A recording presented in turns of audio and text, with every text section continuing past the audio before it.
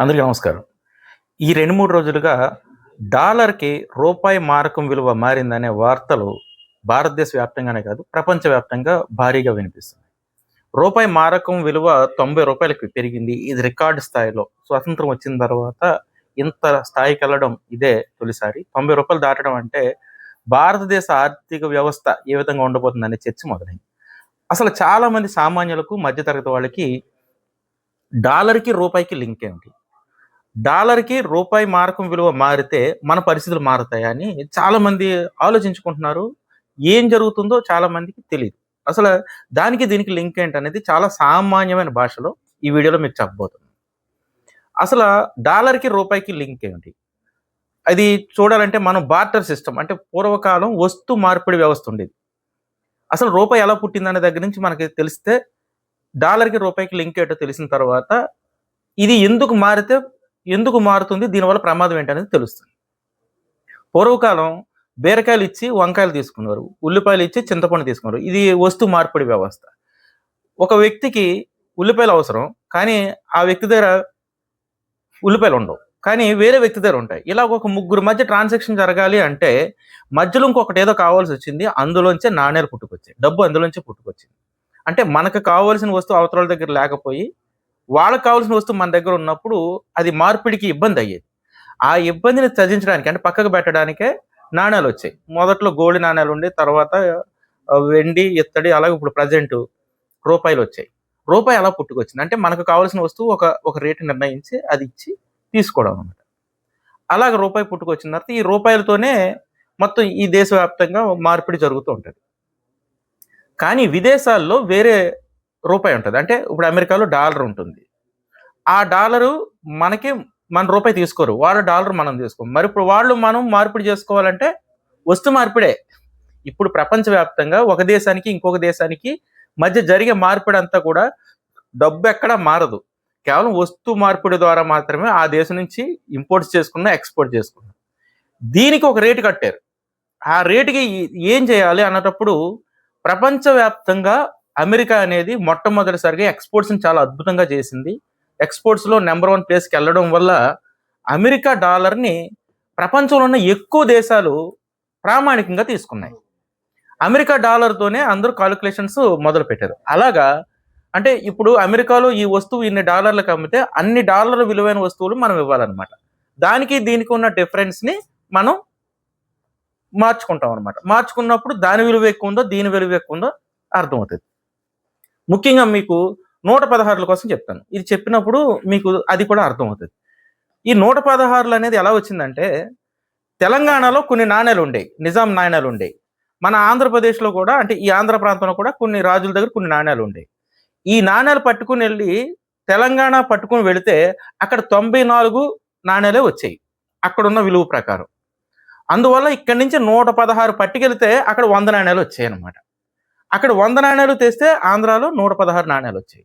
So, ఇలాగ ఈ మార్పులు ఉండడం వల్ల ఆ తేడా వచ్చిందనమాట. సో, ఒక ప్రాంతానికి, ఒక దేశానికి మరో దేశానికి మధ్య ఈ వాళ్ళకున్న రూపాయి విలువలో మార్పులుంటాయి. అక్కడున్నటువంటి స్థాయిని బట్టి. ఇప్పుడు మనకు పాయింట్‌కొద్దాం. అమెరికా డాలర్‌కి, ఇండియా రూపాయికి తేడా.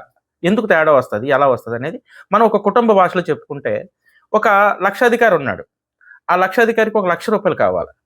ఎక్కడో చేబదులు తెచ్చుకుని ఒక రోజు తర్వాత, 2 రోజుల తర్వాత తన అవసరం తీరిన వెంటనే మళ్ళీ ఆ 1,00,000 ఇచ్చేస్తాడు. అంటే ఒక 1,00,000 తీసుకుంటే ఒక 1,00,000 తిరిగిస్తాడు. అంటే ఇతను డబ్బున్నవాడు కాబట్టి.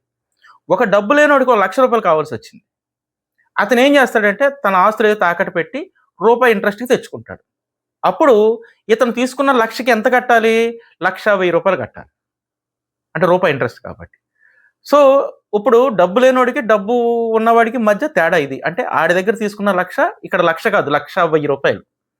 అలాగే రూ. 2 వడ్డీ తీసుకొస్తే ఆ 1,00,000 విలువ 1,02,000. ఇప్పుడు మారిన పరిస్థితుల రీత్యా కొంతమంది రూ. 10 వడ్డీకి కూడా తెస్తున్నారు. అంటే ఒకడి దగ్గర రూ. 1,00,000 తీసుకుంటే రూ. 1,10,000 చెల్లించాలి. అంటే ఇతను తీసుకున్న 1,00,000 ఇచ్చే 1,00,000 ఒకటి కాదు.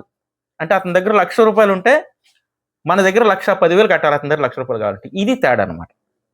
అంటే ఒక డబ్బున్నోడికి దగ్గరున్న డబ్బుకిని, డబ్బు లేనోడికున్న అవసరానికి మధ్య ఉండే తేడానే ఈ తేడా అన్నమాట. ఇప్పుడు మీకు ఇది అర్థమైతే రూపాయికి, డాలర్‌కి ఉన్న తేడా అర్థమవుతుంది. ఏ దేశం అయితే సుసంపన్నంగా ఉంటుందో ఆ దేశం యొక్క డబ్బు వాల్యూ ఎక్కువ ఉంటుంది. ఏ దేశంలో అయితే సుసంపన్నంగా ఉండదో, అంటే ప్రొడక్షన్ తక్కువ ఉండి ఎక్స్‌పోర్ట్స్ అంటే ఎగుమతులు తక్కువ ఉంటే ఆ దేశం విలువ, రూపాయి విలువ తగ్గిపోతుంది. అంటే ఇప్పుడు అమెరికాకి మనకి చూస్తే, అమెరికా నుంచి మనం దిగుమతి చేసుకున్న వస్తువుల కన్నా మనం ఆ దేశానికి ఎగుమతి చేసే వస్తువులు తక్కువగా ఉంటున్నాయి. అందువల్ల అమెరికాతో పోలిస్తే మన దేశం కొంచెం పేదరికంలో ఉంది కాబట్టి వాళ్ళ డాలర్ విలువ ఎక్కువగా ఉంది. అలాగా మన దేశంలో ఉత్పత్తులు అంటే ఎగుమతులు తగ్గిపోవడం, దిగుమతులు పెరగడం వల్ల ఈ రూపాయి విలువ పెరుగుతూ అంటే ఒకప్పుడు స్వతంత్రం వచ్చే నాటికి రూ. 3 ఇస్తే ఒక డాలర్ వచ్చేదక్కడ. అది రాను రాను రాను పెరుగుతూ వచ్చింది. అలాగా గడిచిన అంటే 2014 అంటే ఇప్పుడు ప్రస్తుతం ఉన్న గవర్నమెంట్ వచ్చే టైంకి రూ. 64 అయ్యింది. అంటే సంవత్సరానికి రూపాయి చొప్పున పెరిగింది. మోడీ అధికారంలోకి వచ్చిన తర్వాత ఇప్పుడు ఈ 11 ఏళ్లలో మరో రూ. 25 పెరిగింది. అంటే ఇప్పుడు రూ. 90 పెరిగింది దాదాపు. ఇప్పుడు రూ. 90 దాటింది కాబట్టి ఇది చర్చనీయాంశమైంది. ఇప్పుడు దీనికి పరిష్కారం ఏమిటి? రూపాయి విలువ తగ్గాలి. అంటే తగ్గాలంటే ఐ మీన్ రూపాయి మారకం విలువ పెరుగుతూ ఉంటాయి. అది రూ. 3ది 20, 40, 50, 90 వరకు వచ్చింది కాబట్టి విలువ తగ్గుతున్నట్టు. అంటే మనం ఒక రూపాయి ఇస్తే అక్కడ 10 పైసలు అంటే 10 పైసలు వాల్యూ ఉన్న డాలర్ ఇస్తారు మనకి.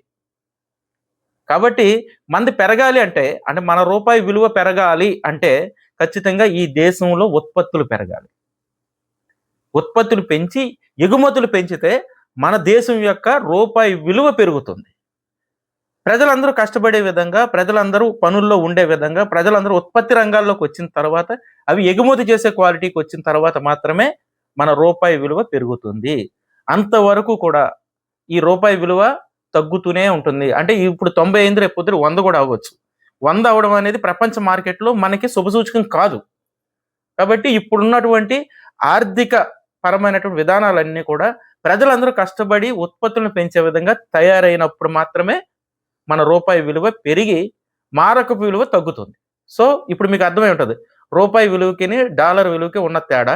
మన సామాన్యమైన భాషలో చెప్పుకున్నాం. ఇది ప్రొద్దునుంచి నాతో చాలా మంది డిస్కస్ చేశారు. అందుకే ఈ వీడియో మీకు సామాన్యులకు అర్థమయ్యే విధంగా, అంటే డబ్బున్నోడి దగ్గర ఉన్న రూ. 100కిని, డబ్బు లేనోడి దగ్గర ఉన్న రూ. 100కి తేడా ఉంటది. ఆ తేడానే రూపాయికి, డాలర్‌కి ఉన్న తేడా. సుసంపన్నమైనటువంటి దేశాల దగ్గర ఉన్న డబ్బుకి విలువ ఎక్కువ. పేద దేశాల దగ్గర ఉన్న డబ్బుకి విలువ తక్కువ. ఈ తేడానే తేడా. కాబట్టి ఈ వీడియోలో ఇది చెప్పుకున్నాం. అసలు ఇలాగ ఎందుకు అవుతుందనేది ఇంకొక వీడియోలో చెప్తాను. Thank you.